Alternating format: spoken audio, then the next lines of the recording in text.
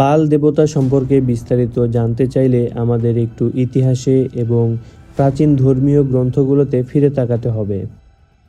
সংক্ষেপে বলতে গেলে বাল হলো ইতিহাসের অন্যতম প্রাচীন ও প্রভাবশালী একটি মিথোলজিক্যাল বা পৌরাণিক চরিত্র। বাল শব্দটি একটি সেমিটিক শব্দ যার অর্থ হলো প্রভু বা মালিক। প্রাচীনকালে মধ্যপ্রাচ্যের বিভিন্ন জাতি তাদের দেবতাকে সম্মান জানিয়ে এই নামে ডাকত। আজ থেকে প্রায় 3 থেকে 4,000 বছর আগে বর্তমান সিরিয়া, লেবানন ও ফিলিস্তিনি অঞ্চলে ক্যানানীয়রা বাস করত। তাদের প্রধান দেবতার নাম ছিল বাল। তাকে মনে করা হতো আকাশ, মেঘ, ঝড় এবং বৃষ্টির নিয়ন্ত্রক। মরুভূমি প্রধান অঞ্চলে বৃষ্টি মানেই ছিল জীবন, তাই কৃষিকাজের সফলতার জন্য তারা এই বাল দেবতার পূজা করত। তাকে সাধারণত একজন শক্তিশালী যোদ্ধা হিসেবে কল্পনা করা হতো, যার এক হাতে থাকত বজ্র এবং মাথায় থাকত ষাঁড়ের শিং বিশিষ্ট হেলমেট, যা শক্তির প্রতীক। পবিত্র কুরআনে হযরত ইলিয়াস আলাইহিসসালামের বর্ণনায় এই বাল দেবতার উল্লেখ আছে। সে সময়কার মানুষ আল্লাহকে ছেড়ে এই বাল দেবতার মূর্তি পূজা করত।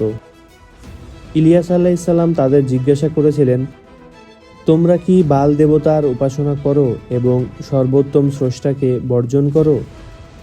সূরা আস-সাফফাত 125 নম্বর আয়াত। বাইবেলেও এই বাল দেবতার উল্লেখ আছে। সেখানে তাকে এক ঈশ্বরবাদের প্রধান প্রতিদ্বন্দ্বী এবং মিথ্যা দেবতা হিসেবে দেখানো হয়েছে। ইতিহাসবিদদের মতে বাল দেবতার উপাসনা ছিল অত্যন্ত ভয়ঙ্কর। কিছু বর্ণনায় পাওয়া যায় যে তাকে সন্তুষ্ট করার জন্য প্রাচীনকালে মানুষ, বিশেষ করে শিশুদের বলি দেয়া হতো। আগুনের কুণ্ডে ফেলে এই বলিদান চলত, যা আধুনিক কনস্পিরেসি থিওরিতে শয়তানি আচার হিসেবে পরিচিতি পেয়েছে।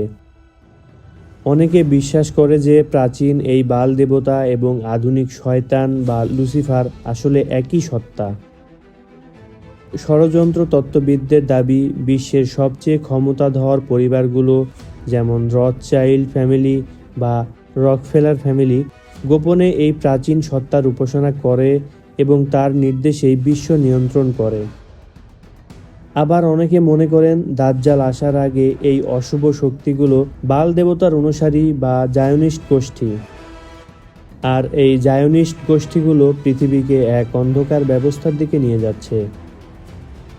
বাল কোনো কাল্পনিক সাধারণ চরিত্র নয়, বরং এটি প্রাচীন মূর্তি পূজা বা আধুনিক অশুভ শক্তির একটি সেতুবন্ধন। সে হলো সেই অদৃশ্য মাস্টারমাইন্ড, যার হয়ে এই জায়নিস্ট পরিবারগুলো কাজ করছে বলে তত্ত্বে দাবি করা হয়। প্রাচীনকাল থেকেই বালকে ষাঁড় হিসেবে বা ষাঁড়ের শিং পরা একজন যোদ্ধা হিসেবে দেখানো হতো।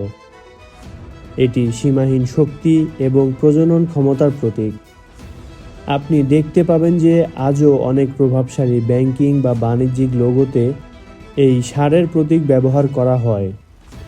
ষড়যন্ত্র তত্ত্ববিদরা মনে করেন এটি আসলে বালের একটি পরোক্ষ অনুগত্য।